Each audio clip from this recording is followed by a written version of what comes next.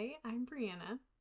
I have three kids, ages 8, 4, and 10 months, and we recently revamped our toy organizational system, and it has helped our home so much. And I feel so much less stressed, so when mom's happier, everyone's happier. I wanted to share how we did this, but before we implemented the system, our home was always a mess, and it was really hard to keep clean, and we all suffered. We were stressed out.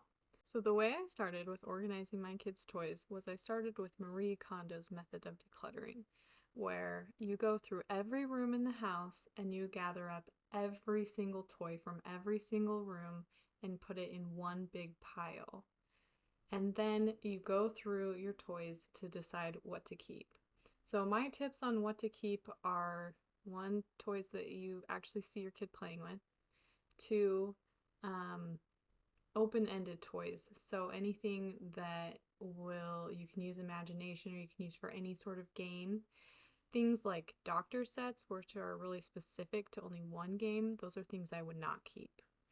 So you also need to keep in mind how much space you have to store toys in deciding how many toys to keep.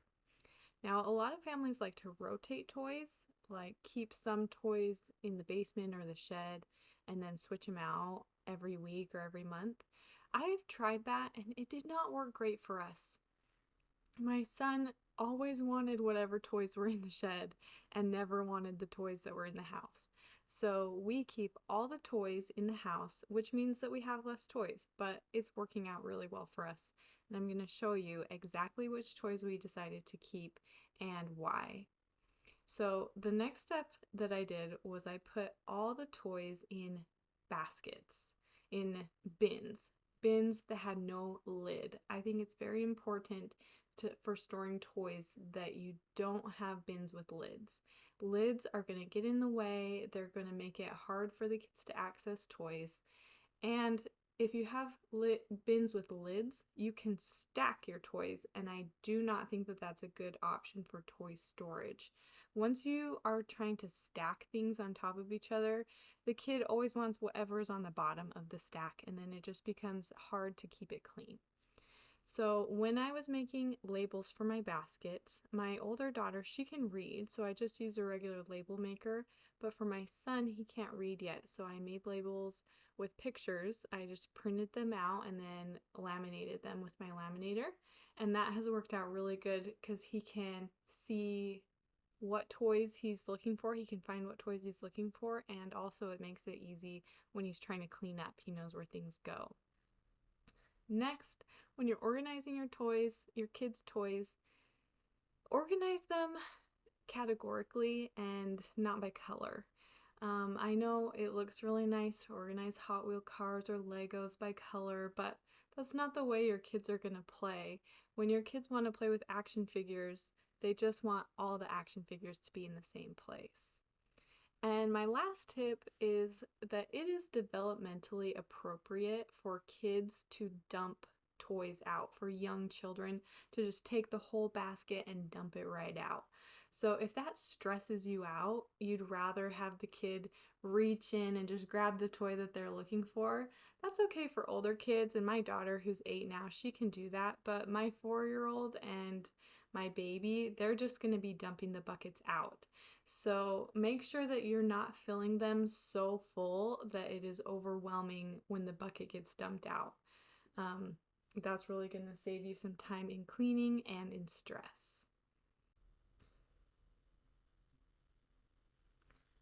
All right, we're going to start here in my son's room, and I got this organizer from IKEA, and these bins just fit right into it. These bins just fit right into it. These are the picture labels that I was talking about. So the first category we saved was small cars, and then action figures. You'll notice that these bins are not all the way full. We have some transformers, that's what my son likes,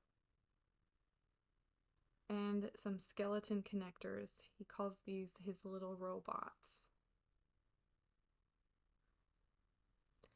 And then in the closet, I have a few more toys. We have a big robot and a castle to play with.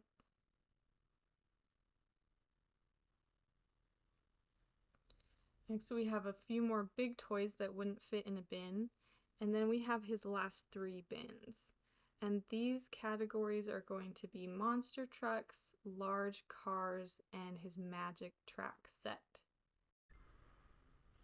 So when your kids are ready to get new toys, the number of buckets or baskets that you have for their toys sets really good limits on how many toys can come into your house.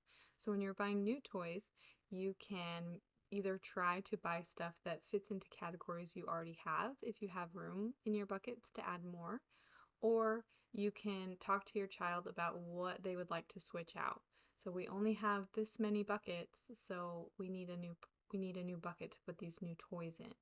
And so they can go through, and whichever toy is their least favorite or they haven't played with in a while can be donated. But I just want to give you some hope. I know it's hard to store your kids' toys and to try to keep things clean. You want them to be able to play and have a fun time, but you also need to protect your own sanity. And kids play so much better. My kids play so much better when they have less options and they have a clean room. So, going through all of this work, I know it's really hard and overwhelming at first, but it's totally worth it. Your kids are going to be happier, you're going to be happier. And I'd love to hear from you. Leave me a comment, let me know how your organization goes. I'd love to see your labels or your baskets or your system that you've created. So let me know. Thanks.